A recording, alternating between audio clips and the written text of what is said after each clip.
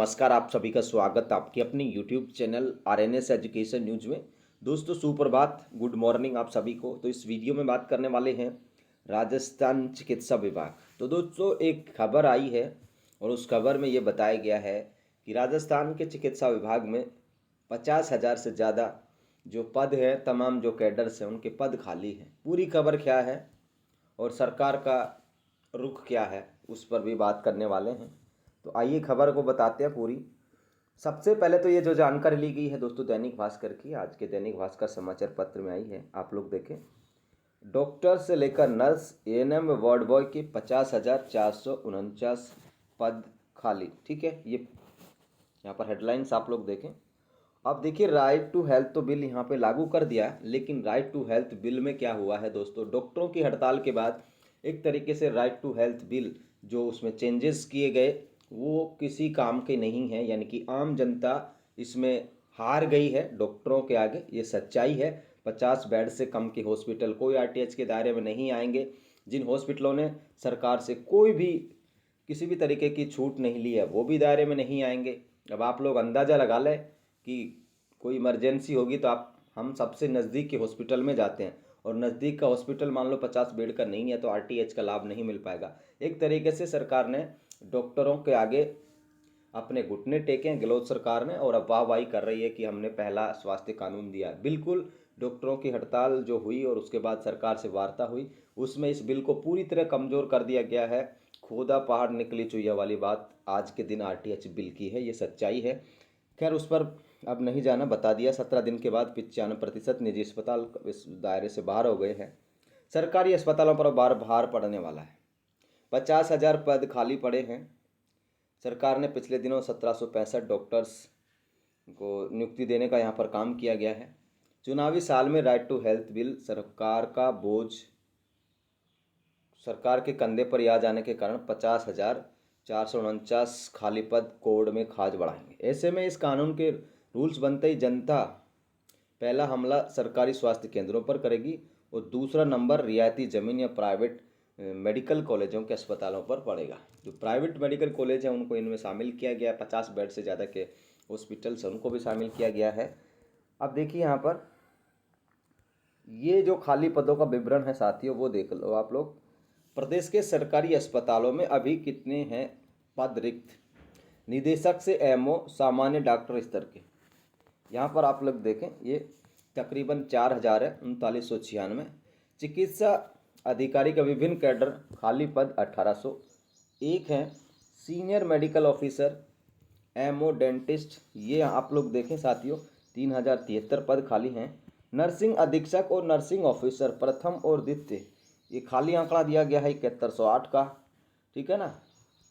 इसी तरीके से अब आप लोगों का यहाँ पर सवाल ये भी आ गया होगा कि साहब नर्सिंग ऑफिसर, नर्सिंग अधीक्षक, ठीक है, तो इसमें भर्ती 7800 की हो रही है। तो दोस्तों भर्ती में चिकित्सा शिक्षा के भी पद खाली हैं। किसके खाली हैं? चिकित्सा शिक्षा के, मेडिकल एजुकेशन के। ठीक है, कभी ये सोच दो कि ये तो फिर गलत भर्तियाँ कर रही हैं वो, ऐसा वैसा कुछ नहीं है। 7108 ये इन्होंने दोनों के बताए हैं। ठीक है ना, ये इस वाले के, तो इसमें मेडिकल जो आपके 7860 वाली भर्ती है उसमें मेडिकल एजुकेशन के पद खाली हैं। ठीक है ना, बहुत सारे झालावाड़ सोसाइटी के इनके। अब यहाँ पर देखिए दोस्तों, deputy controller, senior specialist, junior specialist, खाली पद 1764 है। और ये देखिए यहाँ पर ब्लॉक हेल्थ सुपरवाइजर से लेके महिला स्वास्थ्य कार्यकर्ता, तो ये इन दोनों के पदों की हम बात करें तो ये साथियों हैं आप लोगों के 5969। ठीक है, एएनएम और ब्लॉक हेल्थ सुपरवाइजर के। फार्मासिस्ट, तकनीकी सहायक, लैब टेक्नीशियन, ये तकरीबन 7,000 हैं भाई, 6809 पद खाली। इसी तरीके से दोस्तों प्रयोगशाला सहायक, रेडियोग्राफर, नेत्र सहायक, खाली पद 3380 हैं। ठीक है ना, यहाँ पर आप लोग देख सकते हो। इसी तरीके से फिजियोथेरेपिस्ट से लेकर मलेरिया निरीक्षक, खाली पद 901। वरिष्ठ सहायक से लेकर शीघ्र लिपिक तक के खाली पद, यह तरीके से आप लोग देखें कि कनिष्ठ सहायक, वरिष्ठ सहायक और स्टेनोग्राफर, इनके खाली पद 2974 हैं। वाहन चालक और सफाई वार्ड बॉय और सफाई कर्मचारी, इनके पद हैं सबसे ज़्यादा 11,228। इसके अलावा दोस्तों गाँव के स्वास्थ्य केंद्रों पर चिकित्सा अधिकारी, एएनएम, नर्स स्टाफ और अन्य सहायक, ये गाँव के हालात हैं। तकरीबन 1500 पद यहाँ पे खाली हैं, 1489। तो ये 50,000 से ज़्यादा पद खाली हैं। अब जो राइट टू हेल्थ बिल तो इन्होंने लागू कर दिया, लेकिन वही बात है, राइट टू हेल्थ लागू करने के बावजूद भी काफ़ी सारे जो सरकारी अस्पताल हैं उनकी हालत तो आपने देखी होगी किस तरीके से रहता है। ठीक है, तो ये कहानी है पूरी की पूरी।